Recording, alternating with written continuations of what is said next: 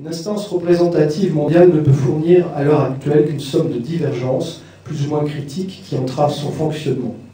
Il n'y a qu'à regarder le G20 aujourd'hui.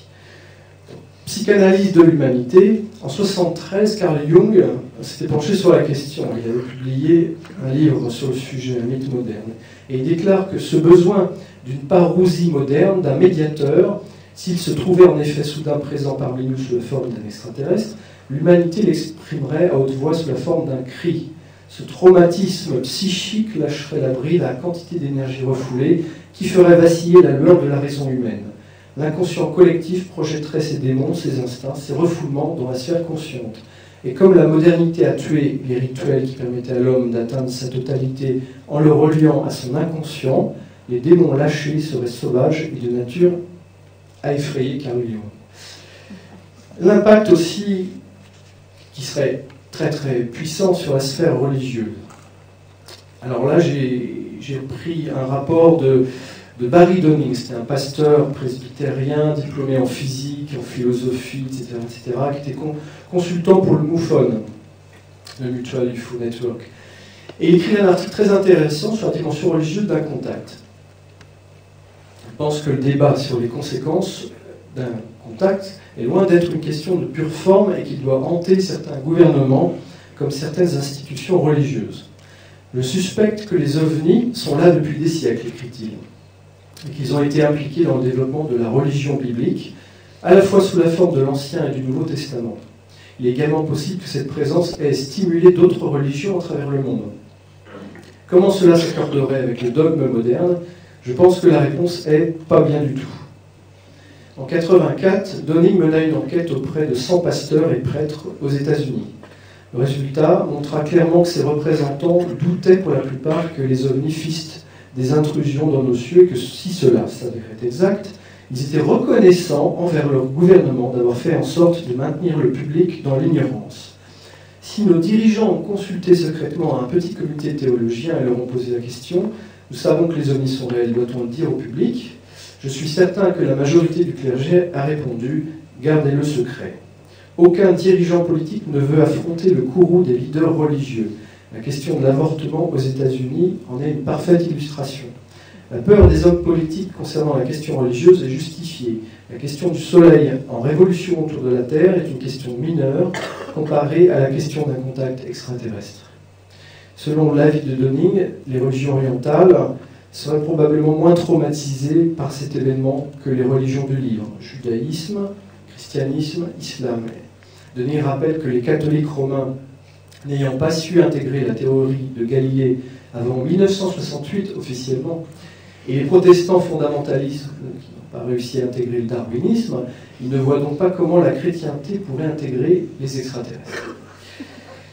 L'islam, quant à lui, s'est radicalisé suite aux aléas de l'histoire. Or, l'intégrisme ne brille pas par son ouverture aux nouveaux concepts, ni par sa tolérance envers l'altérité.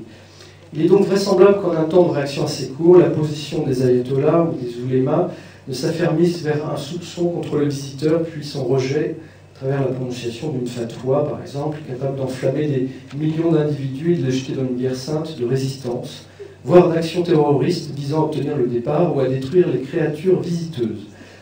D'une façon générale, parce que là je ne veux pas pointer du doigt seulement l'intégrisme de l'islam, l'intégrisme existe dans toutes les religions, d'une façon générale, aucun intégrisme ne tolérerait cette situation bien longtemps.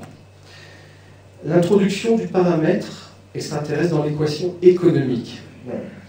Vous savez que s'il y avait un contact, tous les paramètres seraient touchés. Il n'y a pas que la religion ou le gouvernement. Prenons exemple sur l'économie. Aujourd'hui, l'actualité est précaire. Elle sera brûlante demain et causera des soucis, alors que les extraterrestres n'ont pas encore débarqué.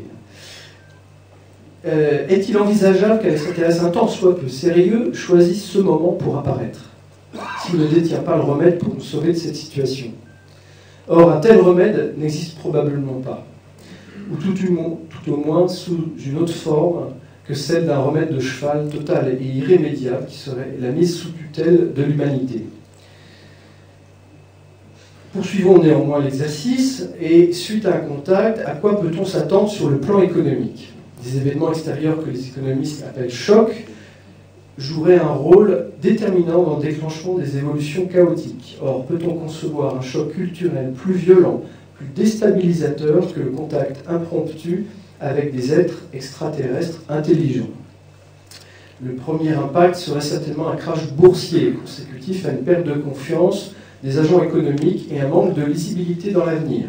Cette composante de la confiance joue un rôle de premier plan sur les marchés financiers, aussi prompt à l'exubérance irrationnelle qu'au pessimisme du même type. Quoi puissent faire ou dire des extraterrestres bienveillants pour éviter de saper la confiance de l'humanité en elle-même et dans la conduite de sa destinée, la remise en question de la civilisation humaine par elle-même aura nécessairement lieu, ainsi que l'installation d'un doute, en partie irrationnel, sur les véritables intentions des arrivants d'outre-espace. Dans quelle mesure les efforts de relance pourront aboutir?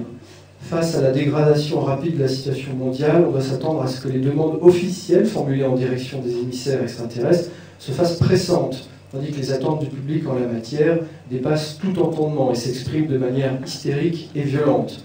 Comme d'autres crises graves ont entraîné des guerres par le passé, on peut supposer qu'entreront en scène des intérêts géopolitiques de sécurité nationale se manifestant par des conflits armés.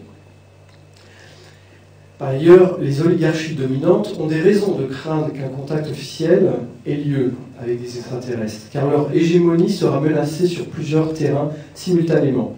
Mise à mal de l'économie, doublée d'une remise en question du système. Bien sûr, on irait tout de suite demander aux extraterrestres comment est organisé le leur, et que comme le nôtre va si mal, on aimerait bien avoir quelques solutions. Il y aura aussi une possible remise en question de la suprématie du pétrole comme source d'énergie.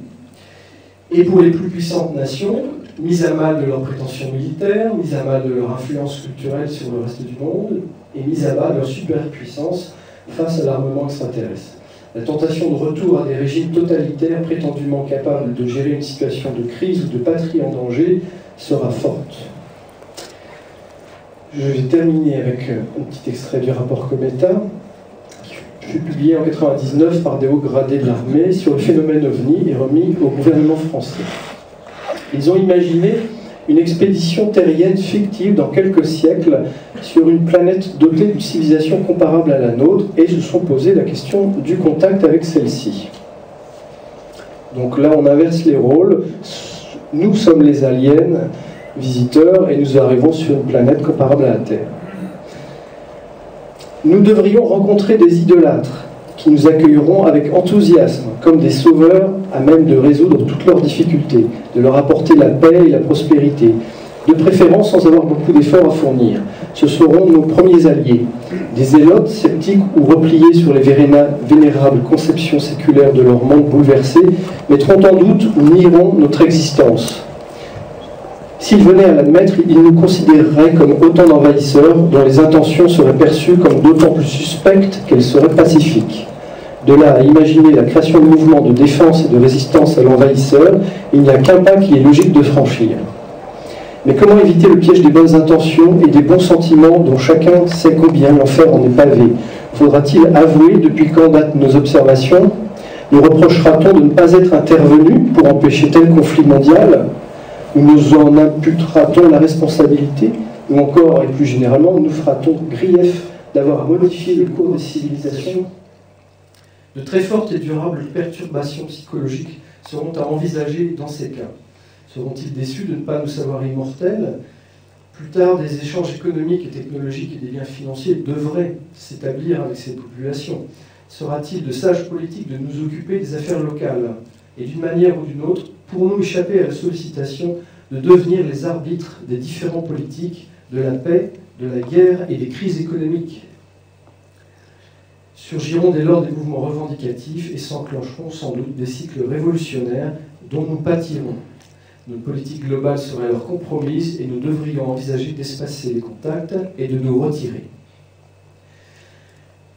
Admettre que des intelligences non seulement extérieures, mais aussi supérieures par leur connaissance scientifique et technologique aient pu ou puissent continuer à interférer dans nos affaires, notre domaine réservé ou son voisinage, là on revient sur Terre, est considéré par beaucoup comme effrayant et inacceptable, car l'admettre provoquerait l'écoulement l'écroulement du cadre des pensées confortables de l'humanisme anthropocentrique. Par ailleurs, dans certaines disciplines comme la physique, le risque encouru est de se trouver confronté à une science en avance de plusieurs siècles, millénaires, voire plus encore. Nos propres concepts pourraient paraître littéralement infantiles, ce qui démobiliserait complètement les chercheurs qui les utilisent. Il est clair que dans l'hypothèse où serait prouvée l'existence et l'origine extraterrestre des ovnis, non seulement la position d'autorité intellectuelle, mais la position sociale des élites scientifiques risquerait d'être fortement compromise. C'est d'ailleurs ce qui s'est passé chaque fois que des groupes ou des nations se sont trouvés au contact d'une civilisation humaine plus développée. En conclusion, voilà ce que je dirais. L'ambition de notre civilisation doit être l'équilibre. Pour l'atteindre, elle devra changer, devenir planétaire et stable sur le long terme. Le climat devra être suffisamment maîtrisé, la démographie, les sources d'eau et l'agriculture.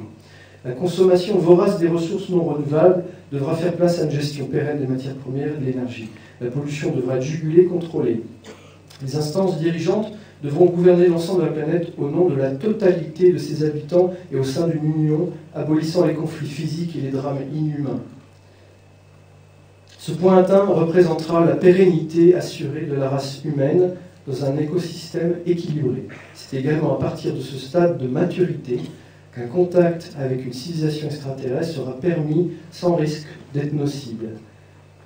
Judicieusement, le contact ne sera donc établi qu'à partir de cette date où les stratèges extraterrestres seront certains de son innocuité. Voilà, c'était mon avis sur la question. Je vous remercie.